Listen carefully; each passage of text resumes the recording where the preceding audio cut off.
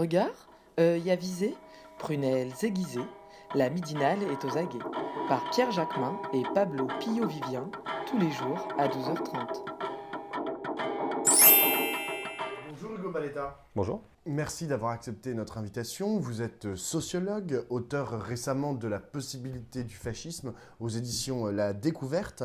Alors en France, on a un président qui s'appelle Emmanuel Macron et qui avait fait de la lutte contre le fascisme justement l'une de ses priorités. Or récemment, on l'a entendu tenir un discours proche de ceux contre lesquels il entend lutter sur les migrants, parlant d'angélisme et en opposant les perceptions des migrants en fonction de la catégorie sociale. Est-ce qu'il y a un risque, si ce n'est pas déjà le cas, que nos libéraux, comme Emmanuel Macron, participent de cette possibilité du fascisme ? Alors oui, d'abord je ferai une remarque, c'est que ce discours sur l'angélisme, il faut reconnaître la question de l'immigration comme une question qui n'a pas été affrontée par les gouvernements précédents, etc. C'est un très vieux discours. Dès les années 80, on a ce discours-là à droite, Chirac, Pasqua, etc. Et on a ce discours-là du côté de la gauche, le Parti socialiste, en tout cas la gauche dite de gouvernement, Mitterrand, Rocard, font des discours de ce type. On ne peut pas accueillir toute la misère du monde, le seuil de tolérance en matière d'immigration a été atteint dès les années 70, nous dit Mitterrand. Et par ailleurs, c'est un discours qu'on va retrouver après dans les années 90, 2000, 2010. Sarkozy a évidemment utilisé la même ficelle, etc. Donc c'est d'abord un vieux discours. Alors sur la question proprement dite du fascisme, je dirais que c'est un peu plus compliqué que ça. Évidemment, il contribue par la banalisation des idées d'extrême droite, à favoriser cette extrême droite. Mais je dirais que le fascisme s'enracine justement dans cette dialectique entre une extrémisation de secteurs entiers de la classe dominante, qui se manifeste à travers, par exemple, la politique de Macron, sur le plan autoritaire, ultra-sécuritaire, contre les manifestations, les mobilisations, etc., sur le plan de l'immigration, etc., mais qui peut se manifester à travers, je ne sais pas, le discours de Luc Ferry sur le fait qu'il fallait tirer à balles réelles sur les gilets jaunes, et à travers toute une autre série de signaux, par exemple le fait que le MEDEF ait envisagé d'inviter Marion Maréchal à son université d'été. Donc c'est toute une série de signaux qui montrent une extrémisation de secteurs entiers de la classe dominante, et une dialectique entre ça et l'émergence et le développement d'une force politique d'extrême droite qui va à un certain stade incarner, et c'est déjà le cas, une alternative pour des millions de personnes, une alternative nationaliste, réactionnaire, etc.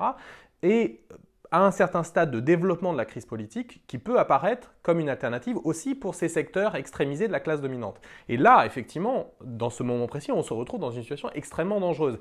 Et le problème, c'est qu'on s'en approche. Bon, précisément, on voit, Macron n'a pas cessé, depuis qu'il a été élu, d'adopter un cours de plus en plus autoritaire. À présent, il cherche à occuper le terrain de la xénophobie, anti-migrants, etc. Donc on voit bien ce processus d'extrémisation, et par ailleurs, on voit bien que le FN se maintient à des niveaux extrêmement élevés au niveau électoral, etc. Alors, mais est-ce que ça a une limite, en fait, cette fascisation, entre guillemets, d'Emmanuel Macron ? Ou est-ce que ça n'en a pas, et est-ce qu'au bout d'un moment, il pourrait ressembler complètement, en fait, au Rassemblement national ? Ou est-ce qu'il y a un plafond de verre ? En réalité, le plafond de verre, c'est qu'à un moment, il peut tout à fait ne plus être utile à ceux dont il est le représentant politique, c'est-à-dire à la classe dominante, à la bourgeoisie. Pourquoi ? Parce que en perdant en popularité. Bon, d'une certaine manière, c'est ce qui s'est passé pour les politiciens, je change de contexte, mais au Brésil. La classe dominante brésilienne, a priori, n'était pas favorable à Bolsonaro. Elle l'est devenue parce qu'elle a d'abord rompu son compromis avec le Parti des travailleurs, puis elle a rompu son alliance avec la droite conservatrice et libérale, tout simplement parce que la droite conservatrice et libérale, plus personne n'en voulait au Brésil. Donc ils ont joué la carte Bolsonaro parce que c'était la dernière carte qui leur restait. Macron, le problème qu'il a et qu'il cherche à résoudre à travers ce tournant xénophobe, alors c'est pas vraiment un tournant parce qu'en réalité, auparavant, il y avait une division du travail dans son gouvernement. On se souvient des discours de Gérard Collomb, à l'époque où il était au gouvernement, sur la submersion migratoire, en reprenant les termes même de l'extrême droite. Donc il y avait à ce moment-là une division du travail entre Macron qui jouait un peu la carte gauche, entre guillemets, avec d'énormes guillemets. Alors social, je ne sais pas, mais en tout cas pas raciste, ou pas xénophobe, en tout cas n'apparaissant pas explicitement comme xénophobe et raciste. Mais de fait, la politique migratoire était extrêmement restrictive, elle était dans la pleine continuité avec Sarkozy et Hollande, et pas de problème. Et par ailleurs, il y avait ces discours xénophobes de Collomb, etc., avec la loi asile-immigration, etc. Mais là, ce qui est nouveau, c'est que Macron va incarner lui-même cette ligne xénophobe, parce que la crise politique, tout simplement, s'est approfondie, et que par ailleurs, son électorat a changé par rapport à la présidentielle, et donc là, il veut solidifier son électorat, qui est un électorat de droite en réalité, hein, il a mordu sur l'électorat de Fillon en 2017, il veut maintenir ce socle parce que c'est une stratégie de premier tour en fait. L'idée, c'est de finir premier au premier tour, d'essayer de solidifier un socle de 25-30%, voire un tiers de l'électorat, et ensuite de tabler sur le fait, ou pronostiquer qu'au deuxième tour, il y aura des ralliements sur le mode le Macron barrage à l'extrême droite. Bon, c'est ça la stratégie. Hein. Est-ce qu'on pourrait dire que c'est une stratégie populiste ? De toute façon, alors je ne dirais pas ça exactement comme ça. De toute façon, depuis le départ, pour moi, Macron, et c'est contraire à tout ce que racontent en général les journalistes, puisqu'ils pensent que c'est l'extrême droite qui est populiste, mais pour moi, Macron est un populiste néolibéral, à la Thatcher, disons. Il joue d'une démagogie anti-fonctionnaire, soi-disant privilégié. Donc c'est un démagogue. Il a joué la carte de moi, Macron, le leader qui va supplanter les partis, ni droite ni gauche. C'est un discours populiste néolibéral. Bon. Par contre, ce qu'il fait, c'est pas maintenant adopter un style populiste, il avait déjà un style populiste. Par contre, ce qu'il fait, c'est qu'il ajoute une corde pour séduire ou solidifier son électorat de droite qui lui a permis de se maintenir aux dernières élections européennes, c'est qu'il essaye de jouer sur la xénophobie de cet électorat, puisque c'est un des traits de l'électorat de droite qui a été en partie radicalisé par des années de sarkozysme, en fait, et qui attend ça, du Parti de l'Ordre. Et le Parti de l'Ordre, aujourd'hui, c'est le parti macroniste, c'est En Marche. Alors, dans ce contexte-là, avec Emmanuel Macron, en fait, qui est en train de récupérer en fait, certaines des idées du Front National et maintenant du Rassemblement National, comment va se situer justement, comment peut se positionner le Rassemblement National ? Non, ils ont pas. En réalité, ils sont pas bêtes. Ils n'ont pas besoin d'extrémiser leur discours sur l'immigration. Ils vont le maintenir. Ils peuvent avoir le même. Oui, ils peuvent avoir. Ils apparaissent comme plus crédibles sur ce terrain-là que Macron. C'est pas tout à fait. Macron cherche. Bon, c'est une stratégie sarkozyste qui fait d'ailleurs. C'est intéressant qu'il ait rencontré plusieurs fois Sarkozy ces derniers temps. Hein. Mais c'est une stratégie Sarkozy. Sauf que Sarkozy avait reconstruit tout son profil politique à partir du début des années 2000, quand il était ministre de l'Intérieur en 2002, autour de cette carte-là, ultra sécuritaire, xénophobe. Si vous n'aimez pas la France, vous n'avez qu'à la quitter. En reprenant lui-même déjà dès le départ. Avant même d'être président, des éléments entiers de discours de l'extrême. Donc en 2007, quand il s'est présenté pour la première fois à l'élection présidentielle, il apparaissait comme le candidat d'une droite dure, xénophobe, etc. Donc Macron, c'est pas ça. Macron avait un autre profil. Et je doute qu'il parvienne à gagner des secteurs de l'électorat lepéniste comme Sarkozy l'avait fait. J'en doute très fort. Bon. Par contre, il peut effectivement solidifier l'électorat de droite traditionnel de LR. Parce que tout l'enjeu derrière ça, chez Le Pen comme chez Macron, c'est qui va s'emparer de l'électorat de LR, puisque LR est au fond du trou, etc. C'est ça l'enjeu. Alors, il y a quelques années, on parlait de l'entreprise de dédiabolisation de Marine Le Pen, et c'est vrai qu'il y a de moins en moins, on entend en fait de moins en moins de sorties outrancières de la part de Marine Le Pen et des cadres du Rassemblement National, contrairement à quand il y avait Jean-Marie Le Pen et compagnie. Est-ce que cette respectabilisation, vous pensez que ça peut leur être préjudiciable ? Alors, d'abord, je dirais que je ne suis pas certain qu'on entend moins de propos outranciers, c'est simplement que les propos outranciers se sont généralisés. C'est la politique, et en particulier telle qu'elle s'exprime à travers tout un tas d'idéologues médiatisés, Zemmour, Finkielkraut, Rioufol, on va en citer plein.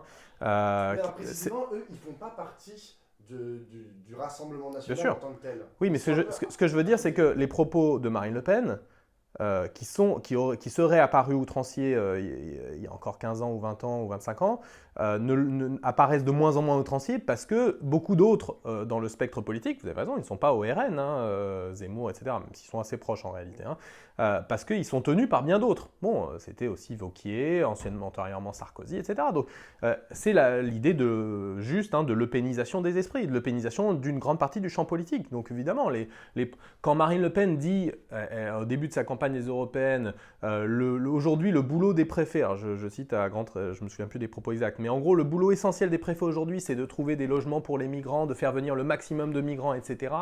En gros, et elle organise tout son discours autour des gouvernements qui organisent la submersion migratoire et la destruction de la France. C'est le discours en réalité du grand remplacement. Personne ne le note dans les médias, que c'est le discours en réalité du grand remplacement avec des mots différents. Autre chose, Philippe Vardon, un néo-nazi, un ancien dirigeant du bloc identitaire, etc., sera candidat du RN à Nice aux prochaines municipales. Qui dans les médias s'en est réellement offusqué ?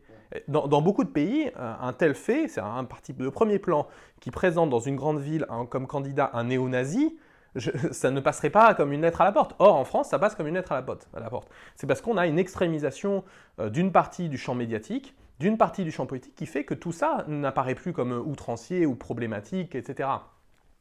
Mais alors, par contre, ce qui est juste, c'est que le FN a comme stratégie de se maintenir sur ses fondamentaux pour maintenir son socle électoral, politique, etc.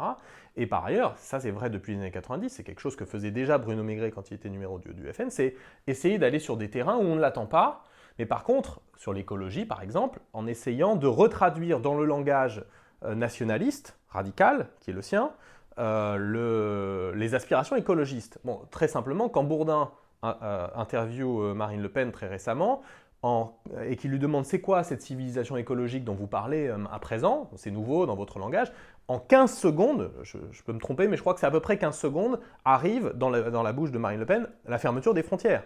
Bon, donc c'est pas simplement on ajoute quelque chose qui serait différent du logiciel habituel du FN, l'écologie, le social, la laïcité, etc. Non, tout ça est retraduit dans l'idéologie traditionnelle du FN, de cette idéologie nationaliste, xénophobe, islamophobe, par exemple pour la laïcité. L'idée, ça va être de retraduire dans un langage islamophobe la laïcité. Les ennemis de la laïcité, ce sont les musulmans et les musulmanes, etc. Bon. Pareil pour le féminisme.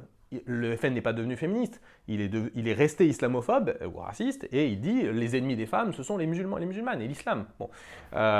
Donc voilà, donc ça c'est leur stratégie pour étendre leur électorat. Alors là, on va avoir, aux dernières élections, le Rassemblement national était le premier parti de France. Là, on va avoir les municipales, où ils risquent aussi de faire des très bons scores. Tout à l'heure, lorsque je vous parlais de respectabilisation du Rassemblement national, c'est aussi ça dont je parlais. C'est-à-dire que là, à partir de mars prochain, ils vont avoir énormément de notables. Et est-ce que vous pensez que le Rassemblement national est capable de tenir le choc, en fait, de cette notabilisation qui est compliqué, que le Parti socialiste et globalement les partis traditionnels de gauche et de droite ont mal tenu en fait ce choc. Et c'est ça qui a fait qu'au bout d'un moment ils se sont écroulés parce qu'ils n'avaient plus la capacité en fait à produire je sais pas, à se disrupter eux-mêmes, pour utiliser un mot cher à Emmanuel Macron. Alors c'est tout à fait possible, d'ailleurs je le disais dans le livre, un processus de notabilisation du FN qui le rapproche d'un parti de droite traditionnel, c'est une éventualité. Dans l'immédiat, ce n'est pas ce qu'on voit parce que la barque est quand même tenue par la direction nationale du FN et la boussole de la direction du FN, devenue RN, c'est il nous faut le pouvoir politique central. Bon, les villes ils font des choses dans les villes.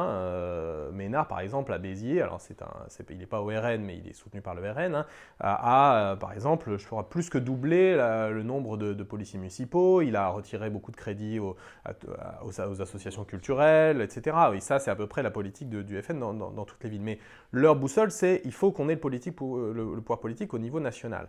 Parce que c'est là qu'on pourra faire des choses et changer quand même de manière beaucoup plus substantielle la réalité dans le sens de notre projet nationaliste, radical, etc. Bon, moi que je qualifie comme néo-fasciste. Bon, et donc les villes, c'est surtout une manière pour eux de montrer qu'ils sont respectables encore, qu'ils sont capables de gérer, qu'ils sont sérieux. Là encore, il s'agit de rassurer aussi l'électorat de droite, de rassurer aussi d'éventuels partenaires du côté du patronat. Voilà, bon. Donc, la notabilisation, oui, c'est tout à fait possible parce que, alors effectivement, on pourrait avoir une pression qui est faite par les élus, et ces élus sont de plus en plus nombreux au RN, dans le sens par exemple, d'alliance avec la droite traditionnelle. Bon. Mais pour l'instant, ce n'est pas la politique qui a été adoptée par Marine Le Pen. Elle est très claire, c'est ce qui la distingue en partie de Marion Maréchal, elle est très claire, et je pense en réalité que sa stratégie est plutôt juste de son point de vue. Elle est très claire sur le fait qu'il ne faut pas faire d'alliance avec le vieux monde politicien, et je pense qu'elle voit les choses en dynamique, c'est-à-dire qu'elle voit bien que la crise politique s'approfondit et qu'il y a une détestation croissante de ce monde politique établi, traditionnel, etc. et qu'il faut toujours, pour elle, apparaître en dehors de ce monde politique établi. Bon. Donc la notabilisation, c'est une possibilité, mais pour l'instant, ils maintiennent la barque sur une stratégie différente. Alors j'ai une dernière question, Hugo Paletta, c'est justement Marion Maréchal. Alors pour l'instant, elle n'a pas fait grand-chose, hein. Elle a été députée pendant 5 ans, mais c'est à peu près tout. Elle a créé une école de cadre à Lyon. Est-ce que vous lui voyez un avenir, vous? Oui, mais alors l'école de cadre, d'abord, c'est un échec total. C'était une manière d'exister au moment où elle a quitté le RN, mais de ce qu'on a pu en savoir et des rares articles qui ont été quand même un peu voir sur pièce ce qui se passait là-bas, c'est un échec. Bon. Mais c'est vrai que ça lui a permis d'exister. Elle continue à chercher à exister à travers cette stratégie qui consiste effectivement à unir les droites. Mais bon, elle a un avenir en tant que solution de rechange pour l'extrême droite traditionnelle. Après, il me semble que sa stratégie est en réalité, à mon avis, fausse en fait. Bon, beaucoup de gens la trouvent très habile, etc. Moi, je ne suis pas certain qu'elle ait pris la mesure, par exemple, que les idées les plus réactionnaires défendues par le mouvement de la Manif pour tous, etc., sont globalement minoritaires dans la société française. Bon, ça ne veut pas dire qu'elles ne peuvent pas se développer, ça ne veut pas dire qu'elles sont présentes malgré tout et qu'il faut, pour la gauche ou les gauches, lutter fermement sur ce terrain-là, mais il n'empêche, Marine Le Pen est sans doute plus habile sur ce terrain-là parce qu'elle a pris en compte que ces idées sont minoritaires, y compris que l'opposition traditionnelle de l'extrême droite à la laïcité, par exemple, était minoritaire, et qu'il fallait adopter un autre langage sur la laïcité, et se dire les meilleurs défenseurs de la laïcité face aux envahisseurs, face aux musulmans et musulmanes, etc.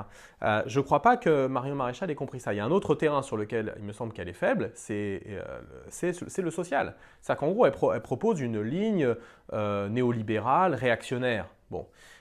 Et par ailleurs xénophobe et raciste évidemment. Cette ligne-là, c'était en grande partie la ligne de Bellamy aux européennes. Bon, ça a été un échec total. Donc je ne suis pas certain que, en tout cas, sa ligne stratégique actuelle soit en capacité d'aller beaucoup plus, d'étendre l'électorat de l'extrême droite. Hein. Mais c'est vrai qu'il y a quand même évidemment un danger, hein, parce qu'elle cherche à rallier des secteurs différents. Hein. Mais là encore, hein, il s'agit toujours de plumer la volaille LR. Puisque là, l'enjeu à droite et à l'extrême droite, c'est ça, hein, c'est qui va s'emparer de cet électorat. Merci beaucoup, Hugo Paletta.